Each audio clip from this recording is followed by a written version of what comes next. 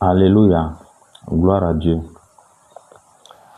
Ce matin, nous allons aborder 2 points. Le premier point, c'est qu'est-ce que l'Église de Dieu ou qu'est-ce que l'Église de notre Seigneur Jésus-Christ. Le deuxième point, c'est comment rendre un culte agréable à Dieu. Pour cela, nous allons lire la Bible dans Amos chapitre 4, à partir du verset 4.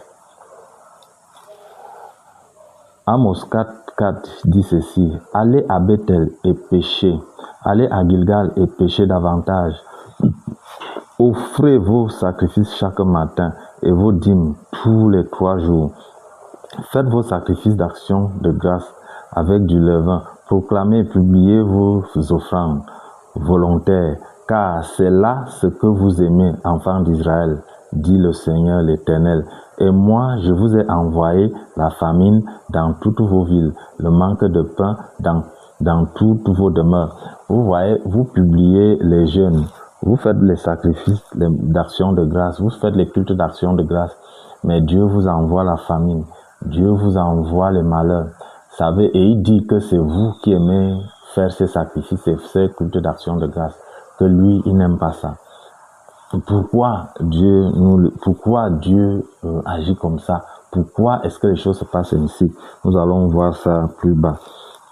Et il dit encore dans Amos chapitre 5, à partir du verset 21, il dit ceci: « Je hais, je méprise vos fêtes, je méprise vos fêtes, je ne puis sentir vos assemblées. Quand vous me présentez des holocaustes et des offrandes, je n'y prends aucun plaisir. Et les veaux engraissés que vous sacrifiez en action de grâce, je ne les regarde pas. Éloignez de moi le bruit de vos cantiques, éloignez de moi le son de vos luttes, mais que la droiture soit comme un courant d'eau, et la justice comme un torrent qui jamais ne tarit. » Vous voyez, là, lui-même, il fait la différence. Il dit ce qu'il veut, ce qu'il attend des hommes. Les gens aiment, beaucoup de gens pensent que c'est quand on part à l'église, on part chanter, c'est ça croire à Dieu ou louer Dieu. C'est ça servir Dieu. Vous pouvez aller à l'église. Encore même, il faut savoir ce que c'est que l'église. C'est pour cela que j'ai dit tantôt qu'on se pose la question de savoir comment rendre un culte à Dieu. Parce qu'en fait, un vrai chrétien, un élu ne peut pas dire je pars à l'église. Nous allons voir ça plus bas. Donc, chanter les cantiques, chanter les cantiques, danser à l'église, ce n'est pas ça, croire en Dieu. Nous allons lire dans Zacharie, chapitre 7, verset 5 à 14. Nous n'allons pas tout lire. Qui dit ceci: « Dis à tout le peuple du pays et aux sacrificateurs, quand vous avez jeûné et pleuré au 5e et au 7e mois, et cela depuis 70 ans, est-ce que c'est pour moi que vous avez jeûné? » Donc Dieu dit que quand vous jeûnez, vous devez vous rassurer que quand vous jeûnez, que Dieu accepte, que Dieu approuve cela. Quand vous chantez les cantiques, les louanges, vous devez vous rassurer que Dieu écoute. Même quand vous priez, vous devez vous rassurer que Dieu écoute. Parce que Dieu n'écoute pas, ce n'est pas tous les cantiques qui font plaisir à Dieu, ce n'est pas tous les jeûnes qui font plaisir à Dieu, même les dîmes qu'on paye, ce n'est pas tout ça qui fait plaisir à Dieu. Vous devez vous rassurer que quand vous faites ça, parce que ça c'est même les accessoires, tout ça, payer la dîme, chanter les cantiques et les louanges, ce sont les accessoires. Dieu dit par exemple que la droiture soit dans votre vie, vous devez vivre dans la droiture par exemple, c'est meilleur que payer la dîme. Quand tu ne vis pas dans la droiture, tu payes la dîme, ça c'est inutile, ta dîme là c'est inutile. Bon. Et il continue en disant: « Et quand vous mangez et buvez, n'est-ce pas vous qui mangez et buvez? » Donc, vous devez être sûr que quand vous faites tout ça, ça plaît vraiment à Dieu. Et nous allons lire dans Ésaïe chapitre 1, à partir du verset 15 à 16, qui dit ceci: « Quand vous étendez vos mains, je détourne de vous mes yeux. Quand vous me publiez des prières, quand vous multipliez des prières, je n'écoute pas. Vos mains sont ensanglantés, vos mains sont pleines de sang. Lavez-vous, purifiez-vous, ôtez devant mes yeux la méchanceté de vos actes. » Vous allez dire que, mais moi je ne tue pas, je ne fais pas le mal, donc forcément Dieu quand quand je prie, Dieu écoute. Donc vous devez savoir que un pécheur, ce n'est pas seulement celui qui pose l'acte. Nous avons vu ça précédemment dans une étude intitulée Comment est-ce que nous sommes devenus pécheurs. Être pécheur, ce n'est pas poser l'acte. Vous devez comprendre que l'homme naît avec le péché. L'homme naît dans le péché. Parce que nous avons vu que le péché a été écrit sur la table de nos cœurs avec un burin de fer. Nous avons vu que le péché a été condamné dans notre chair. Donc, dans le ventre de nos parents, nous sommes déjà pécheurs, puisque Dieu punit lui-même l'iniquité des pères sur les enfants jusqu'à la 4e génération. Donc, ne dites pas, moi, je ne fais pas le mal, donc forcément, si je prie, Dieu va m'exaucer. Non. Vous devez vous rassurer que vous vous êtes repenti de tous vos péchés. Donc, en reconnaissant que vous êtes mauvais, que vous êtes né dans le péché et que vous ne pouvez même pas vous soumettre à la loi, parce que nous avons aussi vu précédemment que personne ne peut obéir à toute la loi. Vous voyez, Adam, on lui a seulement donné un commandement, il n'a pas pu. Donc, personne ne peut se soumettre à la loi de Dieu. La Bible nous dit que la loi nous a été donnée pour qu'on prenne conscience que nous sommes pécheurs. La loi nous a été donnée pour qu'on se rende compte que nous ne pouvons pas nous soumettre à l'ordre de Dieu. Donc ne dis pas, moi je ne fais pas le mal, donc forcément si je prie, Dieu écoute. Et nous ne savons pas rendre un culte, le culte à Dieu. Nous ne le savons pas. Nous ne savons pas. Ce que vous voulez dire, c'est que nous ne savons même pas ce que c'est que l'église de Dieu. C'est pour cela que nous ne pouvons pas rendre un meilleur culte à Dieu. Parce que si nous savons ce que c'est que l'église, nous allons aussi savoir comment rendre un culte à Dieu. Et pour savoir ce que c'est que l'église, nous allons lire la Bible dans Éphésiens chapitre 5, verset 23, qui dit ceci. Qu'est-ce que l'église? C'est ça que nous allons voir maintenant. Car le mari est le chef de la femme, comme Christ est le chef de l'église, qui est son corps et dont il est le sauveur. Donc l'église, c'est le corps de Christ. L'église, c'est le corps de Christ. Ce ne sont pas les bâtiments qu'on construit là. Les bâtiments qu'on construit, ce sont les lieux de prière, ce sont les lieux d'assemblée.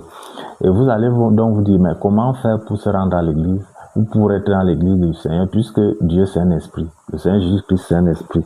Comment faire donc pour être dans cette église? Pour cela, pour le savoir, nous allons lire la Bible dans 1 Corinthiens chapitre 12, verset 27 et 1 Corinthiens 6, 19. 1 Corinthiens 12, 27 dit ceci. Vous êtes le corps de Christ et vous êtes ses membres, chacun pour sa part. Donc, nous sommes le corps de Christ. Et 1 Corinthiens 6, 19 dit ceci. Ne savez-vous pas que votre corps est le temple du Saint-Esprit qui est en vous et que vous avez reçu de Dieu et que vous ne vous appartenez point, vous ne vous appartenez point vous-même. Donc, l'église c'est quoi? C'est notre corps. Notre corps, notre corps est membre du corps de Christ. Donc, puisque nous sommes membres du corps de Christ, puisque nous sommes le corps de Christ, alors l'église c'est notre corps. Notre corps c'est l'église. Pour aller à l'église c'est notre... On ne peut pas dire que je vais à l'église, puisque l'église c'est notre corps. Donc nous sommes à l'église. Un converti, un né de nouveau, un élu qui s'est repenti, qui est rentré à la maison, est à l'église 24 heures sur 24. Donc il ne peut pas dire je vais à l'église. Et nous devons... Vous allez donc me dire, mais quand Paul parlait de l'église de Corinthe par exemple, quand Paul parle de l'église de Corinthe, il ne parle pas des bâtiments, il parle des convertis qui sont à Corinthe. C'est eux qui sont membres du corps de Christ, donc c'est eux l'église de Christ de Corinthe. Et quand on dit aussi bâtir l'église ou bâtir l'église c'est convertir les élus qui étaient encore dans le péché, les convertir pour qu'ils rentrent, qu'ils deviennent enfants de Dieu. C'est ça bâtir l'église. Puisque tous les élus sont membres du corps de Christ. Donc, quand, au fur et à mesure que les élus se convertissent, c'est le corps de Christ qui est en train d'être bâti. Donc, c'est l'église qui est en train d'être bâtie. Comment rendre donc un culte agréable à Dieu? Nous allons voir ça dans Romains chapitre 12, verset 1. Romains 12, Romains chapitre 12, verset 1, qui nous dit ceci.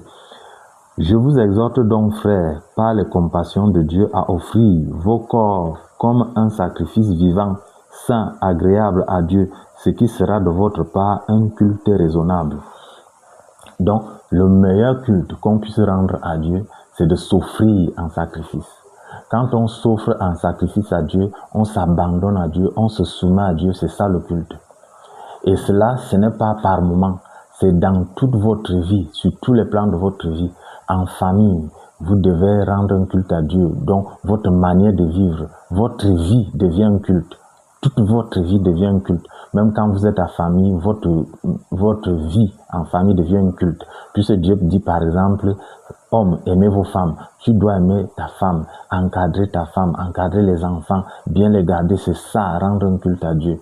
Même en société, tu ne dois pas être un homme méchant, un homme désagréable, qui répond mal aux gens, qui agit mal, qui fait du mal, qui est méchant en société, dans ton voisinage. Il y a des voisins comme ça, des voisins méchants, des voisins nuisibles. Donc toute ta vie doit être un culte. Même quand tu te reposes, même quand tu dors, ta vie doit être un culte.